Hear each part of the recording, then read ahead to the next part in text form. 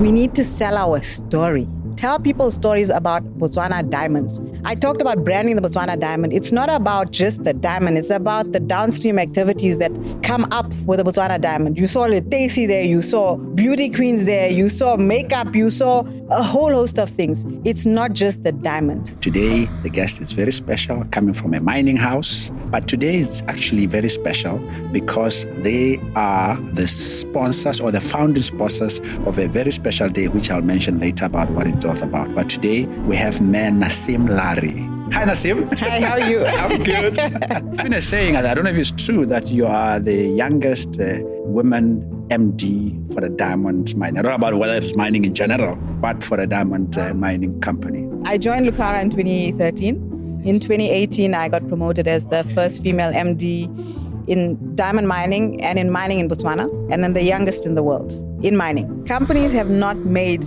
a decision to bring women on board. I mean, I can't still be the youngest female. And I can't for still many be, years, you still be quoted. The females as well need to understand that there's a place for them. There's a rightful place for every one of us. Let us kick that imposter syndrome out, because I talked about it. You know, I get offered the job, a dream come true, and I still question my capability. But what changed when I got promoted, especially at Lucara Botswana, was that the other young ladies saw the opportunity that this can happen. If it happened to Naseem, it can happen to anyone. This is our opportunity where we say we're calling people to the dance floor to dance. And this is our opportunity as Lucara Botswana to stand in front of everybody and declare that this is who we are. We are game changers and trailblazers in the industry. The fact that I was the first female, youngest in the world, says a lot.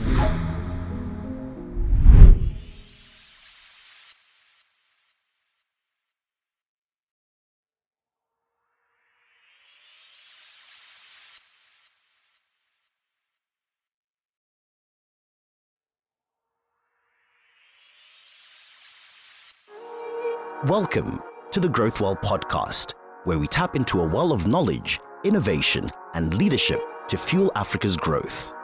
Here, we explore thought-provoking insights and expert knowledge that empower individuals and businesses to thrive across the continent.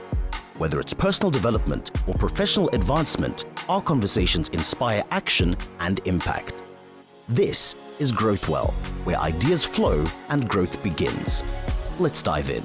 Okay, welcome to GrowthWell Podcast. Today is one of those special episodes where I've got a lady in the house. But as usual, GrowthWell brings you insights and ideas coming from really special guests. And that's what I'm saying. Today, the guest is very special, coming from a mining house. She'll tell us more about the mining house, the origins of it, the good things that it's doing. But today is actually very special because they are the sponsors or the founding sponsors of a very special day, which I'll mention later about what it's all about. But today is for her to explain why they're supporting this initiative by ElevateHER, which is an NGO driven by a gentleman called ElevateHER, and he will have his say in terms of the good things that he's doing. But today, we have man Naseem Lahri. Hi, Naseem. Hi, how are you? I'm good. Good to be here. Fellow miner. Yes, definitely fellow miner.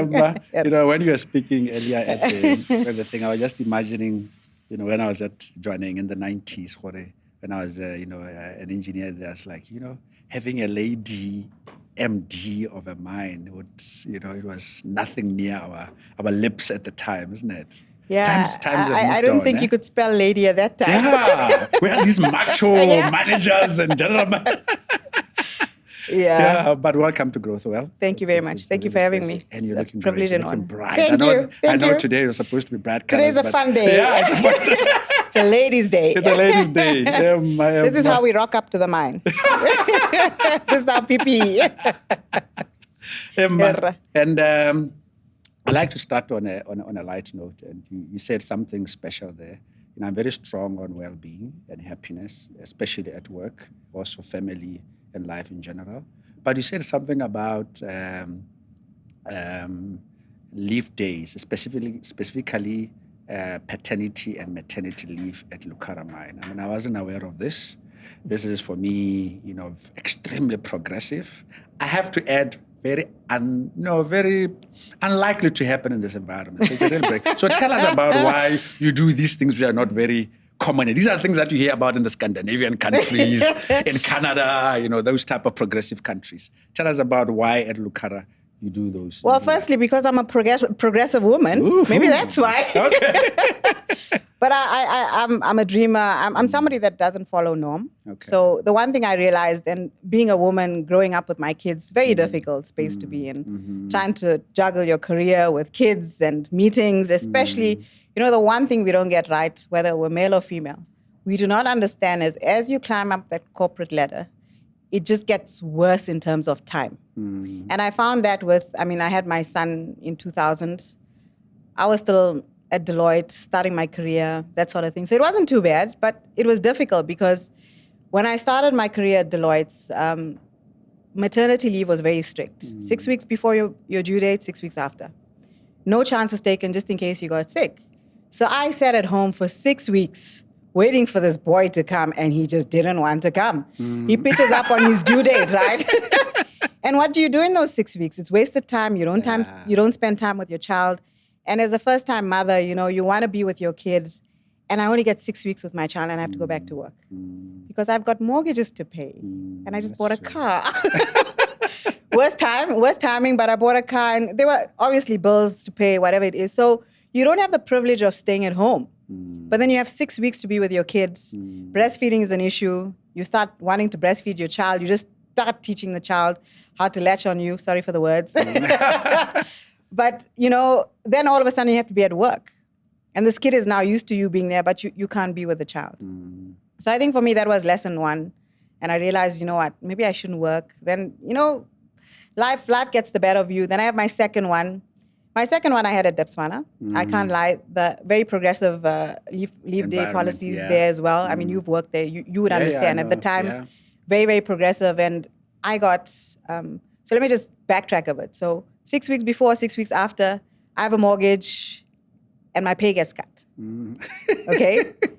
And I'm like, how am I going to make this? But anyways, we managed. We are family. The husband's working. I'm working. So we managed. We just basically just scraped through it. But, we've got to be thankful to God for what we had at the time as well. So fast forward to my daughter's birth, and I get this really amazing experience. I have really good bosses at Botswana. I mean, really amazing guys. Guys, note. Yeah, progressive guys. Progressive guys. And I get to go on a proper full maternity leave, right? They let me go when I need to go. And turns out my daughter is, as she always is, very excited to do things before she's supposed to do it. So she comes 2 weeks early, where my son was smack bang on his due date. And my daughter comes in 2 weeks earlier, and I get maternity leave from the day I have my daughter. And the experience I had with my daughter was very different to my son. And as I'm working and climbing the corporate ladder, I picked up a lot of that with the other women in the environment, in the companies that I worked at. And when I became managing director, luckily for me, you talk about Scandinavian countries, Canadian. Yeah. I worked with a lot of Canadian women. Okay. The law... Yes, because Lucara originates from Canada, right? From Canada. And I sort of explained to them the policies that we have internally. And again, it impacted on your bonus, right? Your bonus. The good thing about Botswana was 100% pay. But Lucara wasn't that way. Right? So the first step was to get it to 100% pay. Okay. So that your bonuses don't get impacted. Then the next step was, guys, You also? There is I think it's close to 3 months. And it's legislated, for guys. Maternity. Okay. We didn't have paternity at all. There was no introduction to paternity. So if we were doing something for the ladies, which I want to do, is 6 months. 6 months, 100% pay for 3 kids at least. Wow. Paternity for 1 week for the man to be with his kid, because I had a working husband too. He couldn't make it for my daughter. He just made it in time. But because he was working, there's no paternity leave. Labor Act, you got to take your leave, whatever it is. So he didn't have that privilege. Our guys at Lucara Botswana have that privilege for as long as they can prove it's their child. It's legally their child. You got to demonstrate. You've got to demonstrate that you're the father of the child. Interesting. Yeah, you've got to demonstrate. For a woman, it's pretty easy.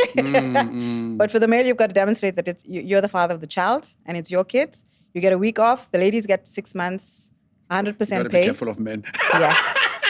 We have to, African men. No, but I think, for us, I think because the progression came around because we had a woman at the helm. We had a couple of women at the helm who understood. And also because of the laws in their country too, right? And they understood where I was coming from. And that's always important. Where people understand where you're coming from, it's a lot easier to deliberately change policies. That's true. And when you're intentional about it, it's a different story. And I keep saying this, I'm delusional, right? I went with it knowing that I probably wouldn't get approval. And I got approval. Is it? It wasn't difficult. It wasn't difficult at all.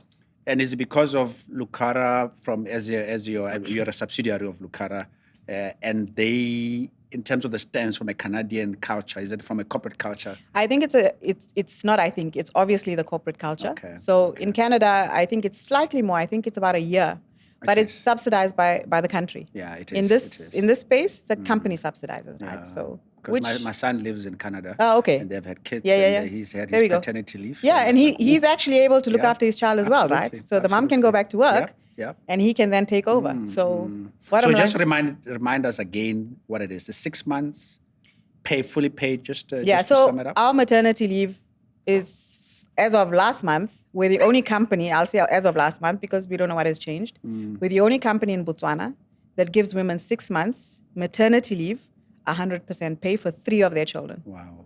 And then obviously the policy kicks in, but it's not so bad. It doesn't compare to the Labour Act. And then men get a week of paternity leave, which we never had before. Yeah, that's that first week, isn't it? Yeah. Sensitive to exactly. support. Yeah. Guys, this is amazing. I mean, this is extremely progressive, and I would like to see, corporates out there, I'm sure you're listening to her, and taking it up as well in your policy environment. So let's do this. Now, coming back to you. It's interesting, Naseem, because listening to you up there, the vibe going up to stage and say, I'm unconventional, But in the end, and I know, Africans, we like to see people and look up to people. You are one of the power ladies in Botswana.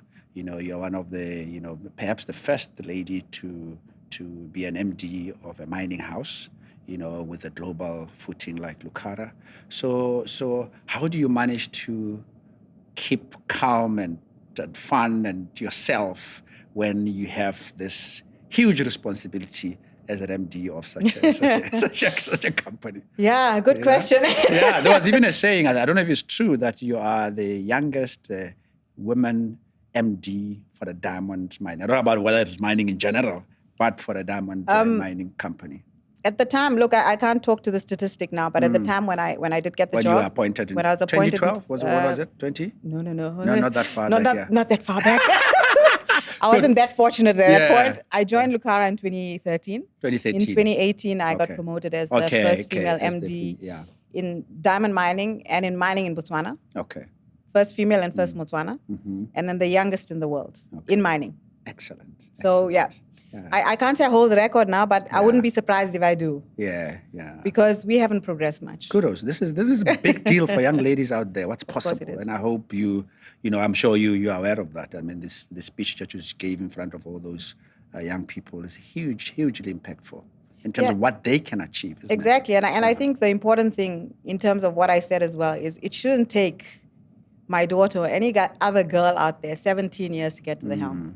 We need to pave the way forward for the young girls, including the boys, right?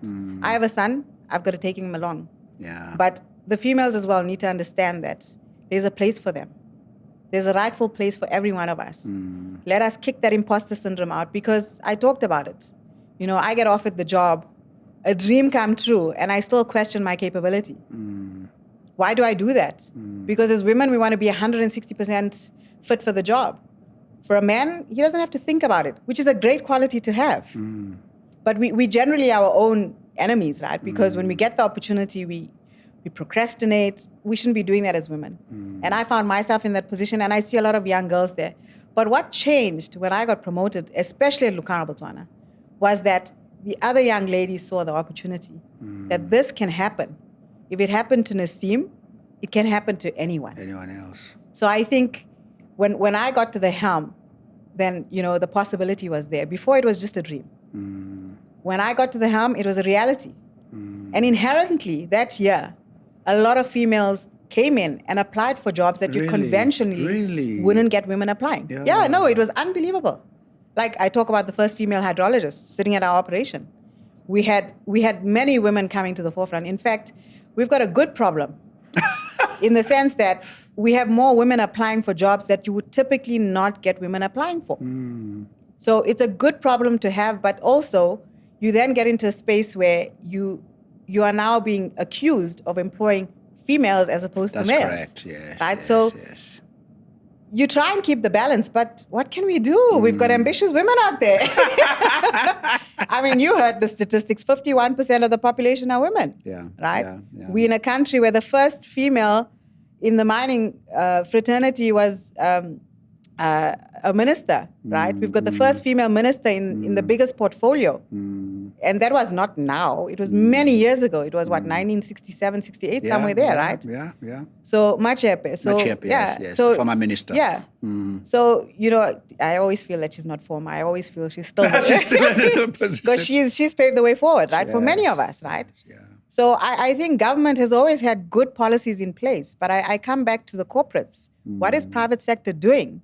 We have very progressive policies, but you have to be intentional. You've got to be willing to make the change. If you don't make the change, it's never going to happen. This 6 months, if I wasn't like I call it delusional, it would have never happened. Delusional but practical. It would have never happened. You've got to make the effort. If you don't make the effort, it's never going to happen. Happens. And what's important is that the ripple effect, that the fact that the decision was made on you, now it's having this really huge impact on the ambitions of young people. And I've seen many people participate, many females in our organizations and males participate in the paternity and maternity leave. And the feedback that we get is unbelievable. In fact, it's firstly a retention tool. If you think about it and you want to have, if you're a young family, you want to be working for us because we have such progressive policies in play that you actually want to be working with us. Because if you're raising your family, I mean, for us women, even the men, these days, let me not just talk about the women. No, men are raising their kids these days. They want to be with their children. That's true. Aside from the maternity and paternity leave, we have very conducive working environments where we allow the men to go and look after their kids. We allow the women to go and look after their kids. So we've moved from an era where we manage you from output at work, where we manage you on total output. Yes, right? Wholesomely. Very wholesome. As a human being. Yeah. We manage you on your KPIs, where you do them, or where do you get your KPIs done. We don't worry about venue. We worry about the final product. Cool. Naseem, tell us about Lucara and in summary, and also what is so unique. You spent time on stage there telling us about the unique features of Lucara. So just briefly, what is Lucara? What does it do? And what's unique about it in terms of what it did? Yeah. Thank you. So Lucara Botswana came into inception. First production was March 2012. Fast forward to December 2012. The first blue diamond, it recovered, and the rest is history. Yeah. And why I say the rest is history, because immediately after that, when I joined in March 2013, we recovered in excess of 200 carat diamond. And at that point, we realized that this is not a typical diamond operation. In as much as we recover 300 to 400,000 carats, this is a unique asset. It's an asset that God has given us, very, very unique. And we very quickly realized we need to think differently. And I can't use the word think out of the box because that's so cliche. We needed to think very, very differently. Yeah. So, we're a safe, responsible miner, and we're a sustainable miner. But what comes with that is we're trailblazers and we're game changers in the industry. We had the first autogenous mill. You'd know what I'm talking about, right? As a miner, Typically, you're not going to get it in diamonds. You were there. Exactly, You've never seen it in the operations that you worked with, right? We had it since inception. Why? Because we didn't want to break the diamonds. So our initial design was we do not want to break diamonds. Minimal breakage. So with the AG mill, rock on rock, made sure that minimal breakage. But when we saw... Was it before you picked up this was... The 200, right? Yeah. So in 2012, it was there. Then the 200 came about. And then people started thinking, do we go to Russia, do the BV machines or the Burusnik machines? Sorry, maybe getting it wrong there. We call them the BV. Do we do the BV? Do we do the BS typical depth tech technology, which is through luminescence? Our diamonds are different. They don't luminesce as much as the typical Botswana diamonds. So what do? We went to a technology that nobody would have thought of. It's, extracts from carbon content or liberates from carbon content or pings from carbon content. Again, used in recycling or the sorting of fruit and vegetables. So in exporting countries where they export their A-grade fruit, it was used there. Because it's soft. It can Exactly. pick up without, it can pick up with minimal breakage again. So we decided, okay, we're going to do this. First diamond operation, first miner in the world that is using a technology that has never, ever been applied, used is it? in mining at all. We're the first. In fact, we export talent now that knows how to use the guys machine. that local talent, 100% Botswana. We're exporting them so that they know how to use the technology elsewhere. We're still one of the first few companies still to use that. People don't embrace technology very well. We love technology. You saw how we sell as well. We sell on a platform called Clara. Yeah. I would think before, actually Tracer came on before, but didn't take up as well as Clara.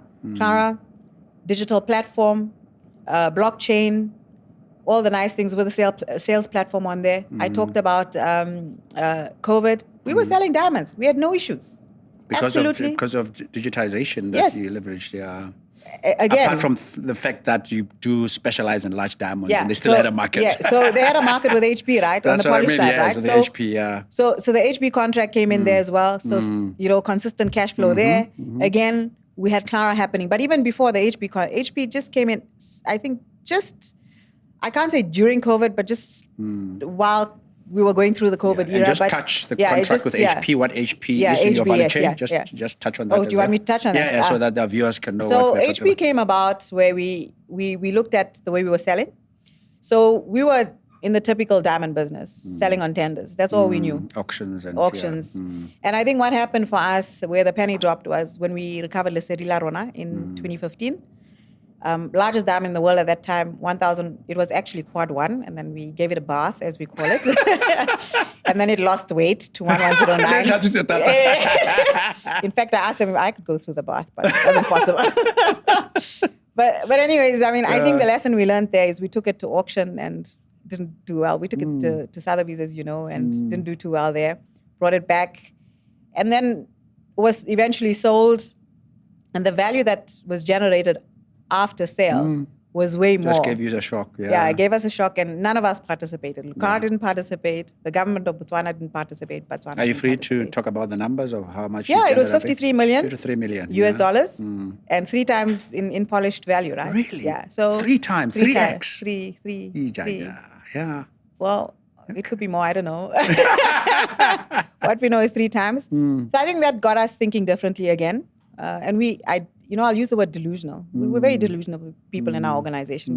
We're not the typical individuals. Healthily delusional. Yeah, healthy. Oh, mental health is always key.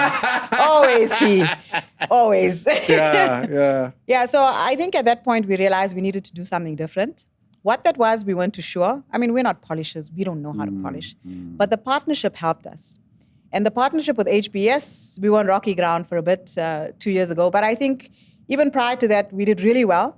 Our cash flows were consistent, and we were getting the partnership. With the partnership, yeah, we were getting the premiums that we needed to get. Even now, people are talking about how the diamond industry is not doing so well. The large stones are doing fairly well. Yeah, no, that's what I suspect. So yeah, we don't participate in the bread and butter of Botswana, which is the 1 to 5 carats. Which, in my opinion, and a lot of people look at me like I don't know what I'm saying, but I you know still what have I'm a lot saying. of small diamonds. You still have your we do. your less than 1 carat type. Yeah, so I'll talk to it just now. Okay. Let me give you just what we do differently. So in terms of just the 10.8 carats, the portfolio or profile is very different. We sell to people that want to differentiate themselves.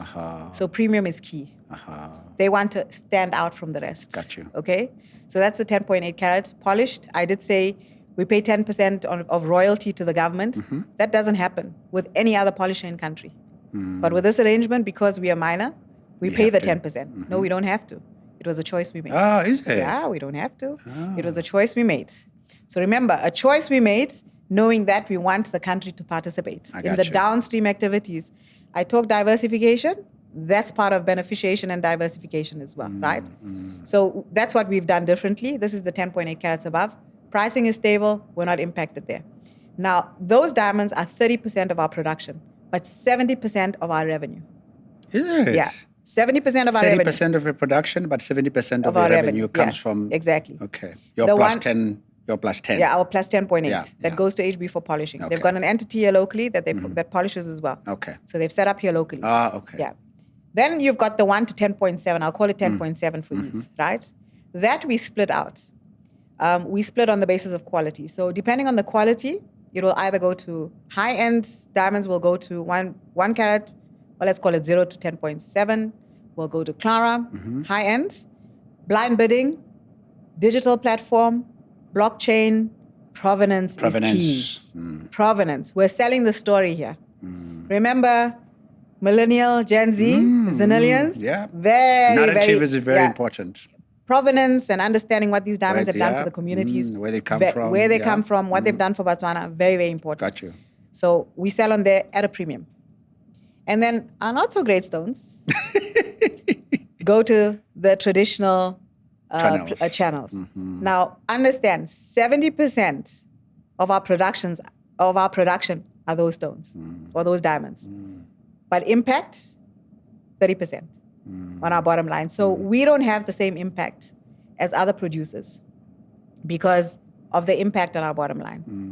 And also, the way we sell minimizes that impact. What goes to tender is minimal compared to what goes on the blind bid and what goes to the 10.8. So we eliminate the risk in what the country is experiencing, which is the 1 to 5 carat. Correct. Which we believe we've lost. I am a firm believer of that.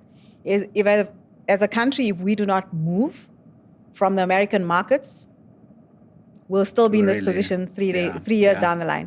This is a cyclical, not a cyclical, it's a structural issue. We need to move away from that market because that market does not want our diamonds. And again, we'll never get rid of synthetics. We have to live with them.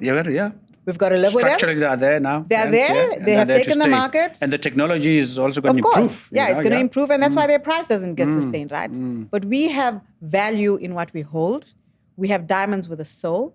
We have legacy diamonds. But let me ask you a difficult question, Naseem. Yes. Because of the struggles of companies like your Botswana, and from a Botswana perspective, we've seemed to have lost that storyline of where, from a Botswana perspective, which is, and then you had the lab grown coming in, which is, as you are aware, Botswana's economy is almost in its knees right now, primarily because of that. How come you're not standing out as Lucara in terms of you're sitting here telling me a beautiful story and looking very nice. Thank you. But we don't see it there. You're talking about the story for the Gen Zs and the millennials, but I mean, the struggle is still there. Am I right? Of course it's still there. I mean, in excess of 50 years. Because you're smaller, is your voice too small? No, I think I'm being heard now. But the thing is, I am being heard. Okay. But the thing is, it's too late. Remember, we started in 2012. The other operations started in what? 50 years old. Yeah, they're in excess of 50 years, right? They've been around the block. So what have we done in those 50 years? I would say, boldly, candidly, nothing. We needed to brand the Botswana diamond. You saw my presentation. Yeah, sure.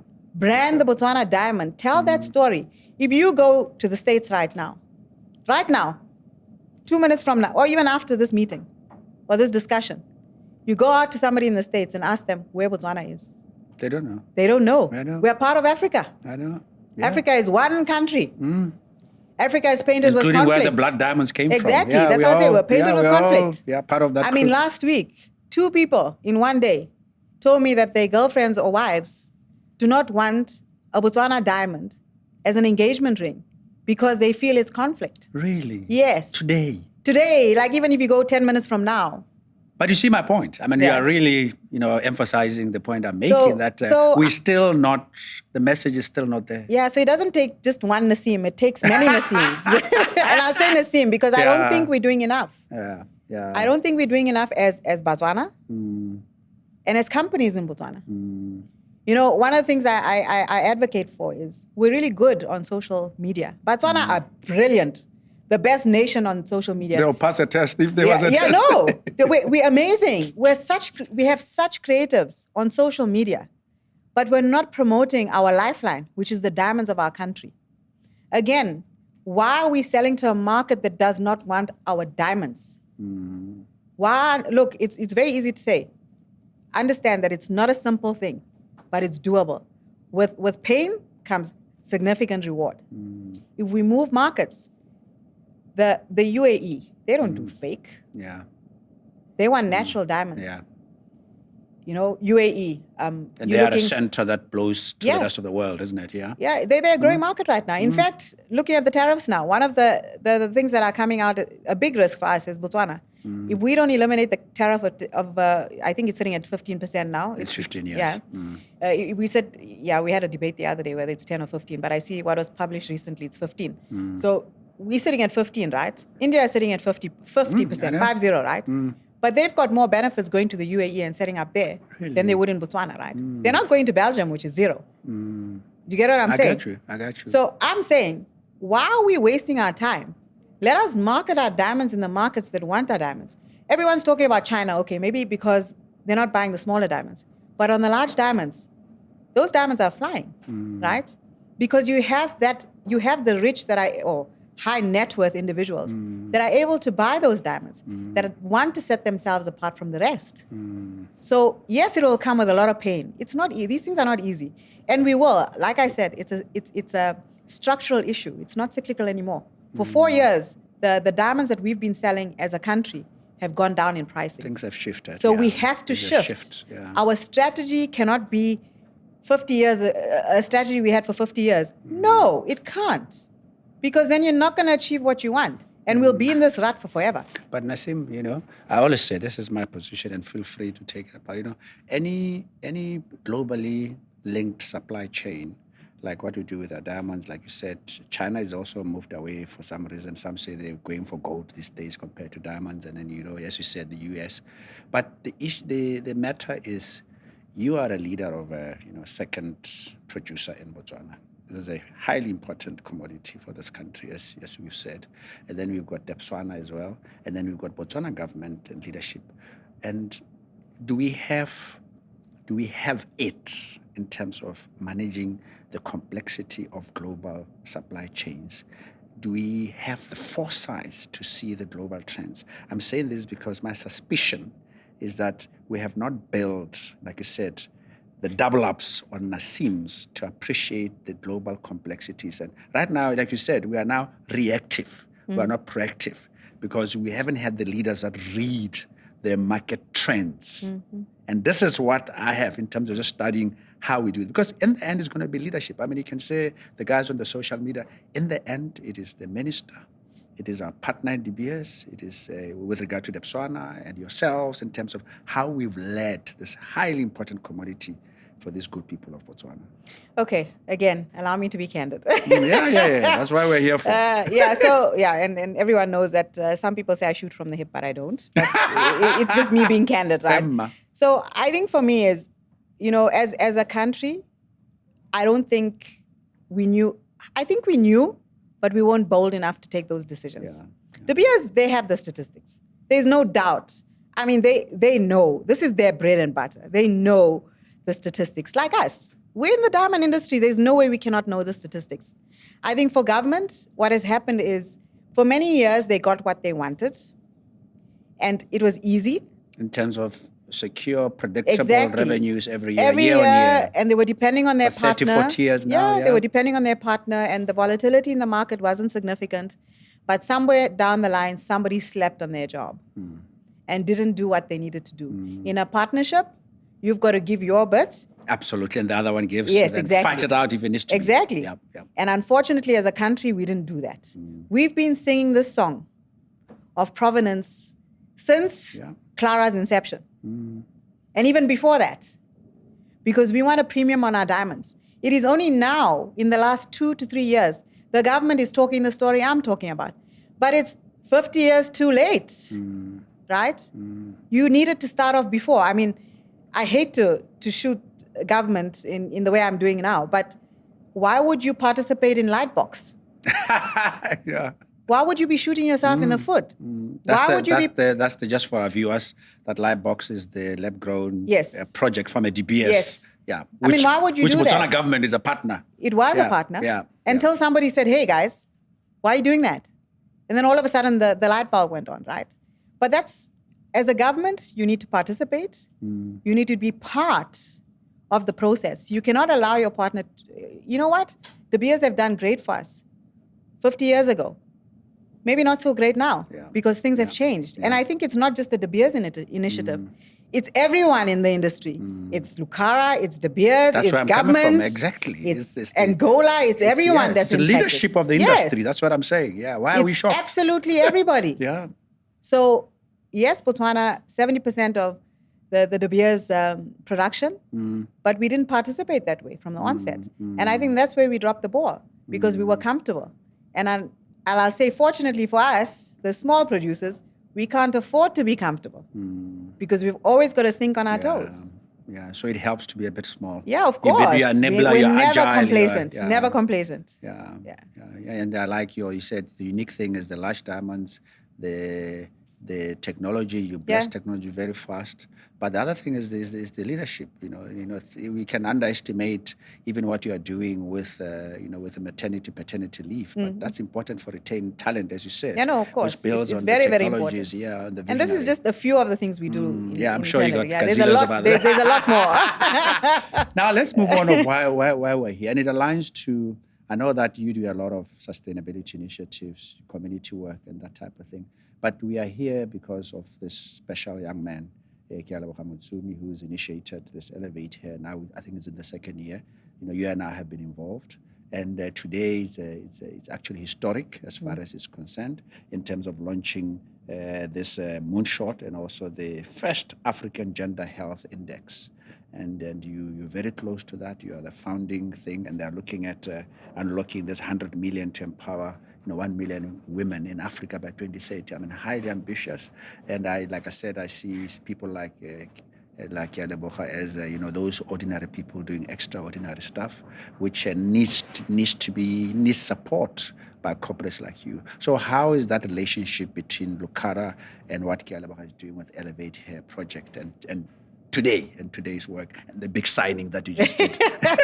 So you heard him. We out of, 25 organizations, we were the first ones to put our hand up, right? Yeah. Why? Because we love making history. We're unique. I say delusional, but it's unique. We're very unique in the way we make our decisions around sustainability and impact. We don't have to spend millions of pulas to get impact. We spend $1 and stretch that dollar to make that impact. For us, it's about impact. And that's why we saw the value in what he was bringing to the ground. I talk about many years I'm talking mining as well. I worked at Murupule, I worked at Botswana. Many years and Lucara. Many years in the mining industry, right? It was always a diverse industry. You'd find men and women in the industry, right? It was always diverse, but it was never inclusive. Sure. This is our opportunity where we say we're calling people to the dance floor to dance.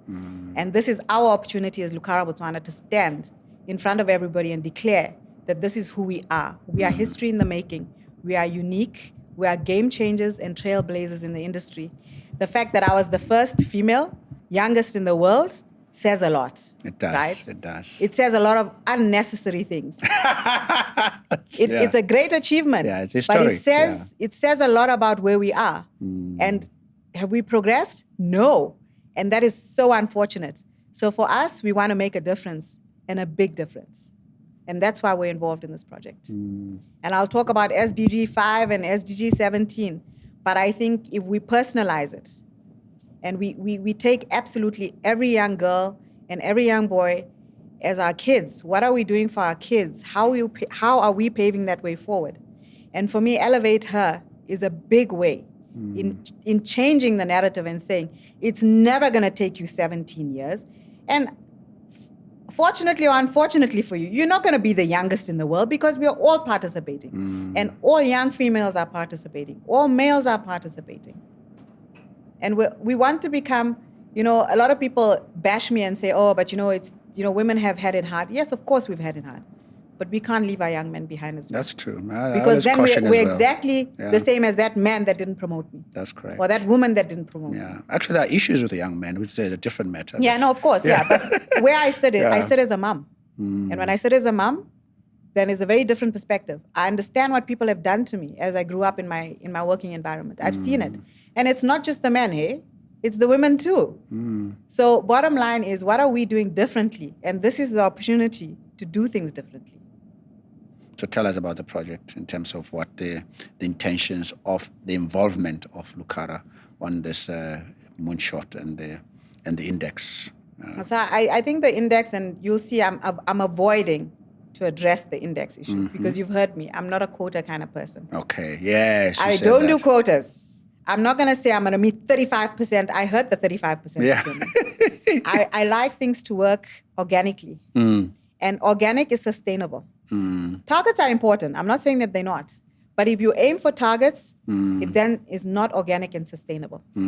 So where I sit, I hear the 35%. I hear the numbers, but I want us to address this in a very organic and sustainable way. Like we do all the projects at our organization. We look at impact and sustainability, and it's organic. So for me, what I see happening with this here is that we organically grow growth for women. You heard me appealing to the banks. What are we doing differently at the banks to bring in women? And competent women, we're just not going to take anyone. Because I talked about a safe environment.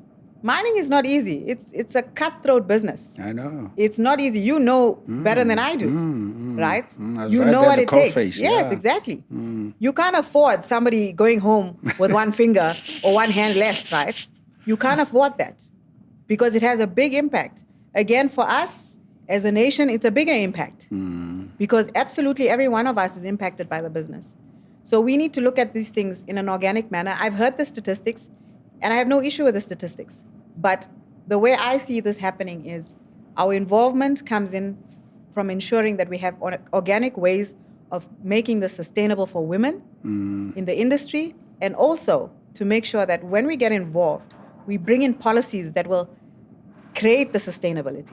Coming back to the maternity leave, unfortunately I have to go back to that. It's not what I want to be known for, but I'll have to go back to that one. We have to make deliberate changes in our organizations to make sure that we have sustainable ways going forward in terms of what we do. And again, I'll use the word organic. It has to be organic. Like I said, when I got promoted, organically women came forward and started applying for jobs that typically they would never apply for. So we need to make it possible. They need to see our top 15 spenders in terms of our procurement are owned by women, partially or 100%. In fact, I think maybe 50% of that, what I've highlighted, 100% of those are women, Really? Botswana women. Really? Yeah. Yeah. So it's So it's important very to much see in that. line. It's very much in line with what you've been doing already. We've been at doing it Lucara. already, but I Yeah. think what we need to introduce to ElevateHER is organic growth. Because with organic growth, you get sustainable measures that go forward for many years, and it's impactful. And I know the word sustainability always gets used in the mining industry, and it's such a cliche word, but it's an important word. But how we do that is important. Let me ask you a philosophical question. Why are we doing this?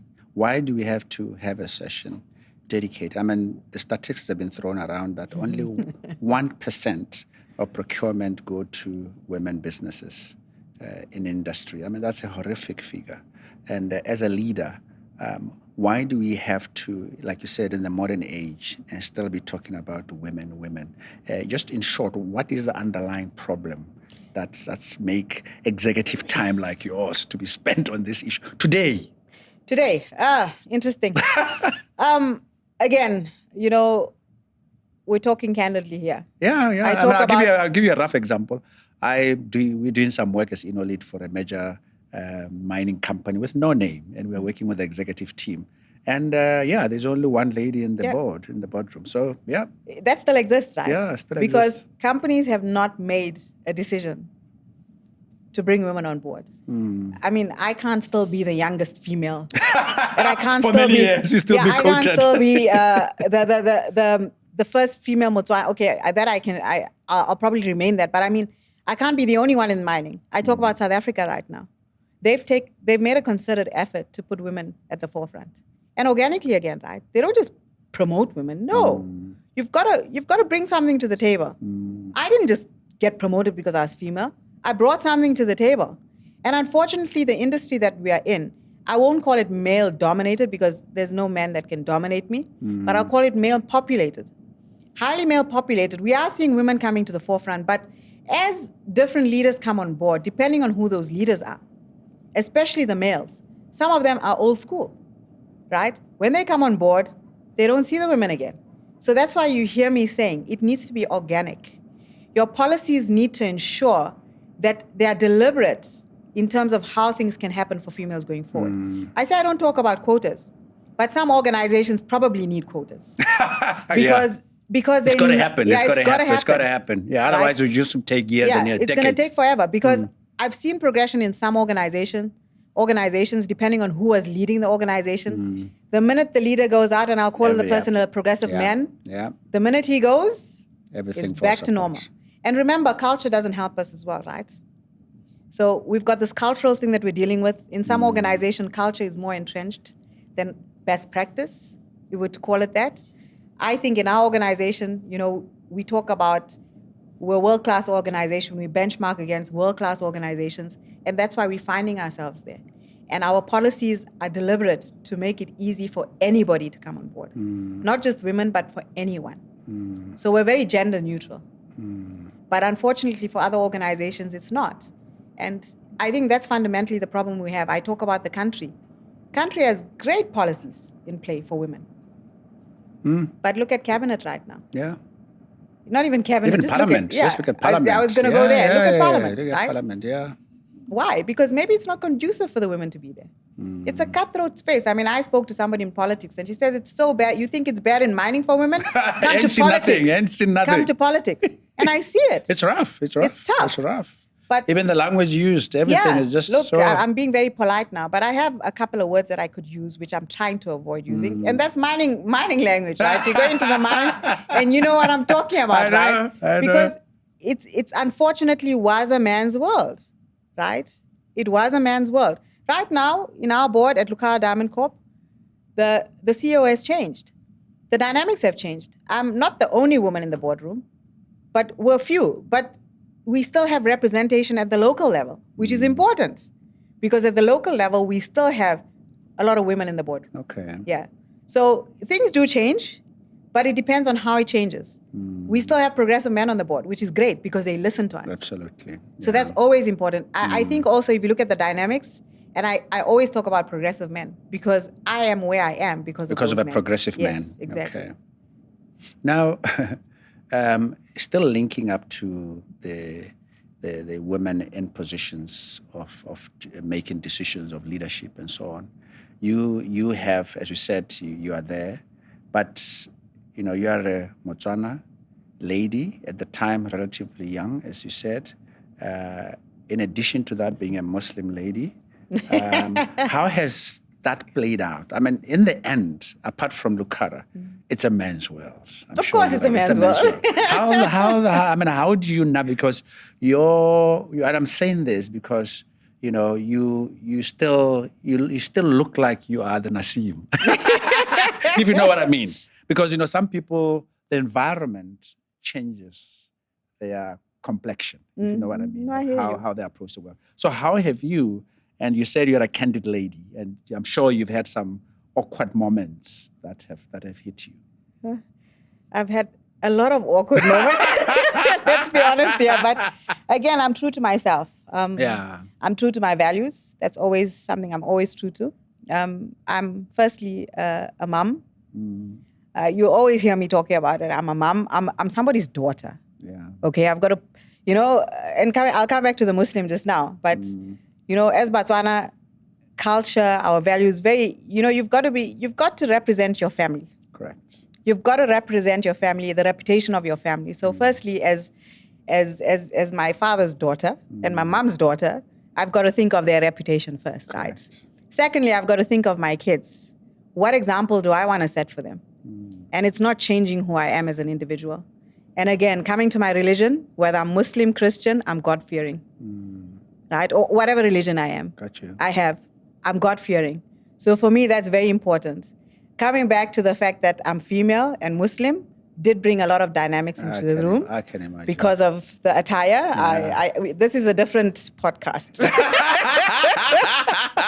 But Coming shortly. But culturally, I'm not supposed to be at the helm. Okay, culturally, right? Okay, I see where you're My coming husband is supposed to be sitting in the seat. Correct. But that is one of the progressive men in my life, including my brothers it's and your my dad. partner. Yeah. Not so much my dad. My dad still feels when I travel, who's going to look after the kids? I'm like, we made the kids together. He's going to look after them, including my mom, my late mom. She was exactly the same. But they come from a different culture, right?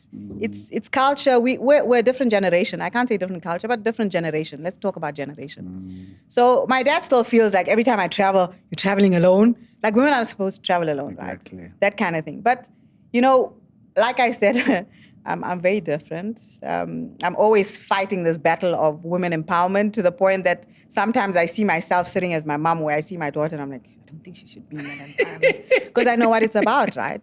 But again, I've got to open my mind to it, right? And it's very difficult because ideally, as a Muslim woman, I should not be at the seat. I got you. Right? Yeah. But I think my religion, my culture, my values, and again, I'm Botswana. The value is very similar. I mean, I grew up in Mushupa. How different is my value to another girl from Mushupa? Yeah, exactly. Right? So we grew up very humble. We grew up very modest. And you should never lose that. Yeah. Because who you are as an individual doesn't frame you as a CEO. It makes you better as a CEO. So for me, it's not about my position. It's about me as Naseem Lahri and who I will be for the next 50 years after my CEO role or my managing director role.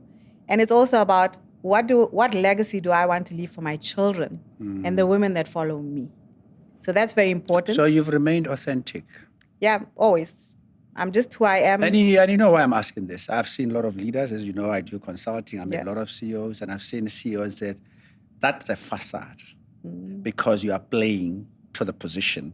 You are still being authored by the expectations of the world instead of your own, and that's why I'm checking with you that did you have to compromise your authentic self to meet the needs of a cutthroat mining, say it as it is, blunt, candid, that's the culture. The language, like you said, the language used to use at the mine. I just don't know how, GM survived and managers survived that type of language. It's a very cutthroat space. But I think what helped me is I'm the youngest of 6 children. I had to scream to be heard. Yeah. Everything is about being heard, being the youngest. But also people say I'm very spoiled, right? Because I'm the youngest. Yeah. But so what? If I'm the baby of the family, it's not my problem.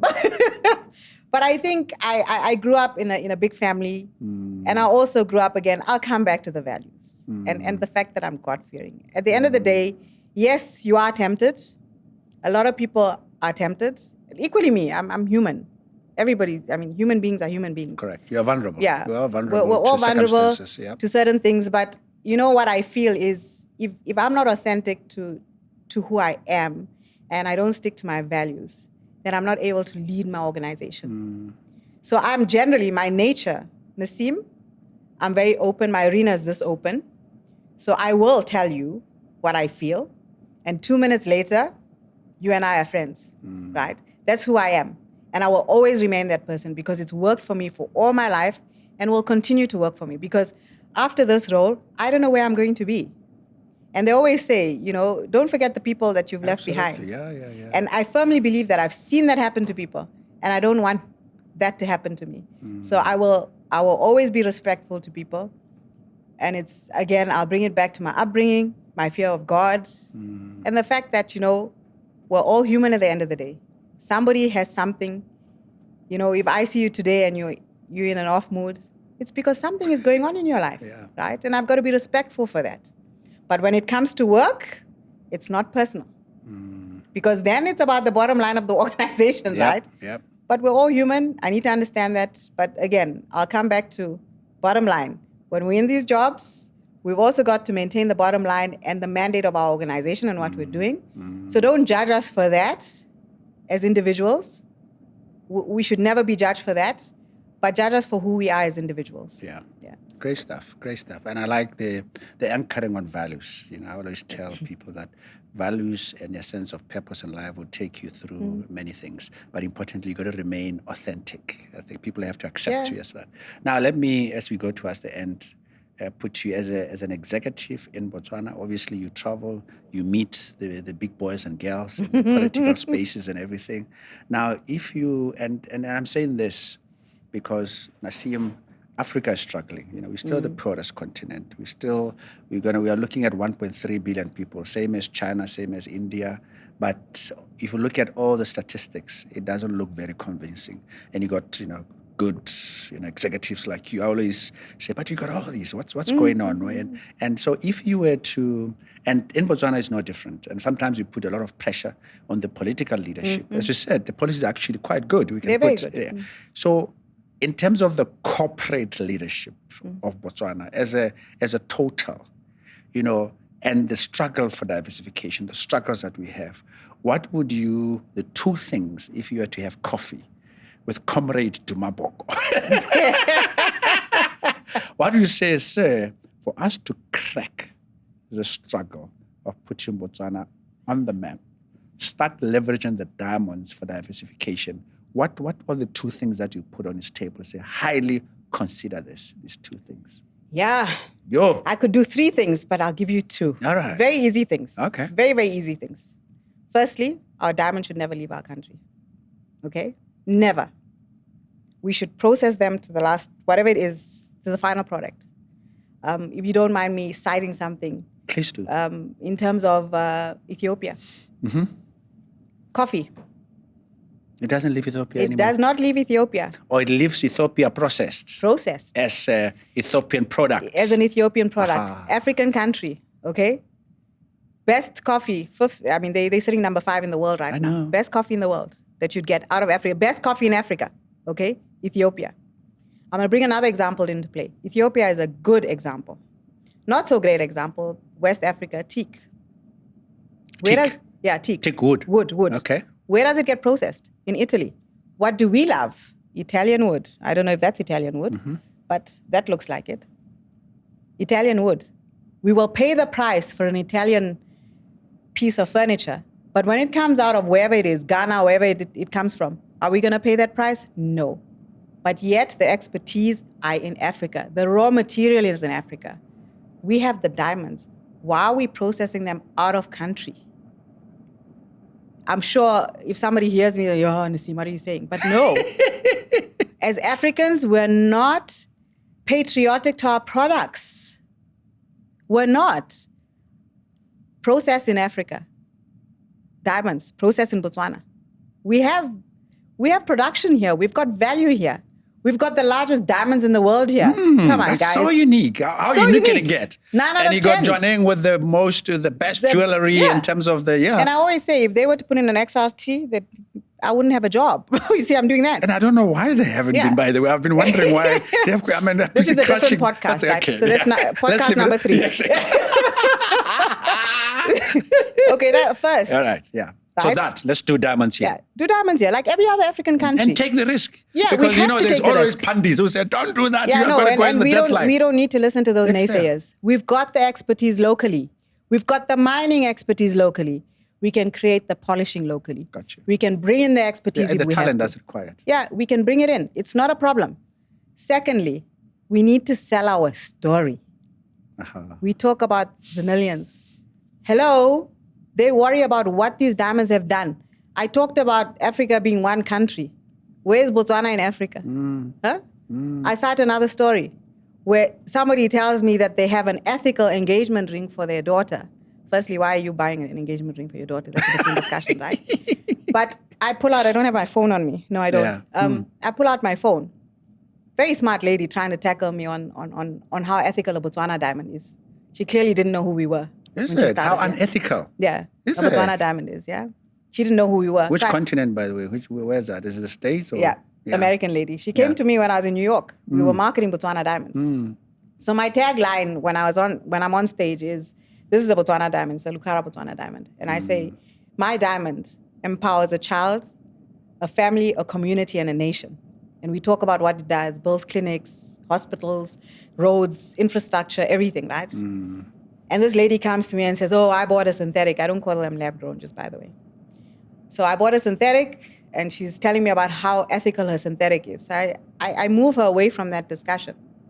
And I pull out my phone, and I ask her, so do you know, firstly, what phone do you have? Do you have an iPhone? At the time, I had a Samsung, not an iPhone. But she pulls out her iPhone. I'm like, great. So I take her iPhone and I say to her, do you know where these components come from? We all know what happens in the DRC without shaming anyone here. And she looked at me. I said, do you know how many children have produced the components in your phone? Okay, let's go to your ring. Let's not even talk about the synthetic diamond or the lab-grown diamond that you have in your ring. Where does the gold come from?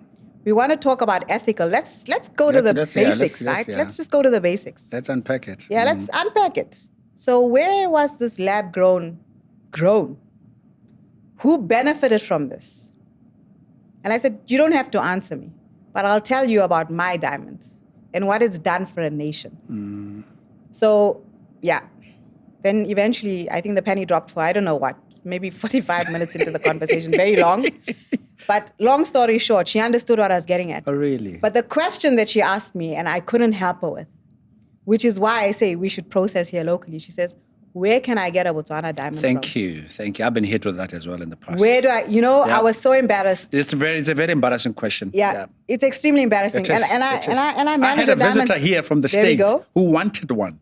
She was so impressed with the country. Yeah, exactly. She loved the country. She says, Wabona, now can I have a Botswana diamonds? A Botswana diamond. This was 2 years ago. Clara, you know me. You should have called me. I would have Actually, organized it for you. So I tell her. So you see, I'm doing this. Yeah, I say that to her. I say to her, here's my number. I'll hook you up. Yeah. We shouldn't be saying that. Exactly. We should not. As Botswana, firstly, we're creatives. Social media. Post the stories that are important. Tell people stories about Botswana diamonds. I talked about branding the Botswana diamond. It's not about just the diamond. It's about the downstream activities that come up with the Botswana diamond. You saw Letesi there. You saw beauty queens there. Beauty, you saw makeup. You saw a whole host of things. It's not just the diamond. That's how we diversify. So let's process locally. What does process locally mean? It means polishing the diamond here. Having the Botswana Fashion Week and not Paris Fashion Week here. I like it. You say you want to bring the Paris Fashion Week here. And you know what? It's since the time I went there, like I said, I went onto a platform which was so embarrassing. 70% of the diamond production is from Botswana in terms of what, I'm going to say it. In terms of De Beers, 70% is Botswana diamonds, Correct, right? Yeah. Botswana diamonds. I go to a platform where Namibia is mentioned. Hello? Is it? Like how? We've definitely got something This is in wrong. Paris. Where this was is that? in Paris. Yeah. I go to a diamond, like a jewelry show. Botswana, knowing that Botswana has the largest production in a group that has sold to these people here, a site holder. And there's no mentioning. And there's Namibia there, right? And what that diamond is doing for Namibia. How embarrassing is that for a Botswana? Like, I clearly have not done my job, right? 100%. That's bottom line what it is. I'm glad you see that. Yeah, no, of course. I see it daily. Yeah. I see it daily. I saw it last week, where people don't want to buy Botswana diamonds because they're affiliated to conflict. I see it daily. So that's why I'm saying 2. I can give you 3, but I'll give you 2 for now. Yes, please. Let's leave it. Like I said, we have 2 and then 3 later in 2 years' time. No, but in terms I think of just to podcast, summarize the 2, we need to process We here. need to process here. And processing is just not just the polished, it's the jewelry, it's every industrial other, ones, everything product. that leads to Anyways, the downstream. That's how I have another podcast. No, And I'm saying, provenance. And provenance. Yeah. Because when you brand, you get premium. No, I'm quite, and I think when you meet with the president around those issues, do talk about, because for me, there is the solutions and the strategies, but if you don't have the right leadership who can take this forth. I was going to say that the issue of the African narrative, the issue of processing things in Africa, it's a common song. Yeah, we shouldn't be embarrassed about it. What else I'm saying, it's a common song, but on the ground, Guys just want quick money. Stuff is just still living. I mean, look at the critical minerals now. What's happening? course, where, yes. Yeah. even Trump is trying to get into the DRC. And Yeah, all. It's exactly. like, why? Yeah, when we can own it. Exactly, when you Yeah. can own it. Yeah. We can own the narrative. Yeah, That's what we can do. yeah, We own yeah. it and we sell it then. Yeah, if we need the talent, we bring it from Of China. course, So yes. come and do it right You here. can do it here. Yeah. And that's bottom line what we're saying. The talent will come here. I mean, who does not want to come to Botswana? Come on, guys. Yeah. We've got the Delta. We've got so many much things to here. offer. There's a lot to offer. And good people. A lot I'm of a good people. shopper. Yeah. Yes. That included. Mawe, you But we and I come can for talk free. forever. You and I can talk forever. So I just want to, because you've been such a, especially, now we're here, there's ElevateHER on the sidelines and the conference, and you being such a, high regarded in the ladies and the young, even the young men. Let's not. Of course, yeah. No, we don't leave them behind. What I just want you to leave us with what keeps you going? What has inspired you in terms of a book or a writer or whatever that you say, this has really made a difference for me to partly who I am today in terms of being exposed to that. Sometimes it could be a book. Sometimes it could be a light bulb moment in terms of an event, something that, an incident. As human beings, sometimes something happens and you see the world totally different. Yeah. So I'm not going to talk about a book. I'm going to talk about a human being and human beings. Wonderful. Yes, sir. Talk to me. So I have grown up with very powerful women, very independent women. So I stand on their shoulders, my grandmother, my mother, and my sisters. And absolutely, Africa, we grow up in a village. Children just don't grow up. My mom was a working woman, and I was raised by my entire family. So for me, it's those women. I stand on their shoulders, and I promise you, I will never let them down because I've seen their trials and tribulations, and mine are simple compared to what they've encountered. And you asked me earlier on what makes me tick. What makes me tick is impact, legacy, and heritage. That is so important for me. Because when I see impact, I see legacy automatically, right. and I see generational wealth, which leads to heritage at the end of the day. So that's me in a nutshell, sir. Naseem, see you at the next episode. Thank you. It's such a Number pleasure. 2. Number 2 coming shortly. Coming shortly. It's been such a pleasure, Tlamma. Good to Likewise. see Thank you for having me. I really Emma, appreciate it. Emma. Definite honor. Yeah, Thank you. Thank you so much. There we go. How much wisdom, you can see for yourself. And I hope you learned specifically about Lucara, what they're doing in Botswana, part of the whole diamond value chain here in Botswana. But importantly, the lessons from one of the leaders in Botswana, in Naseem, being a woman, right there, sometimes quite lonely in the midst of men in the mining sector. But you can see her spirit is still up there. So, guys, thank you very much. See you in the next episode. Bye.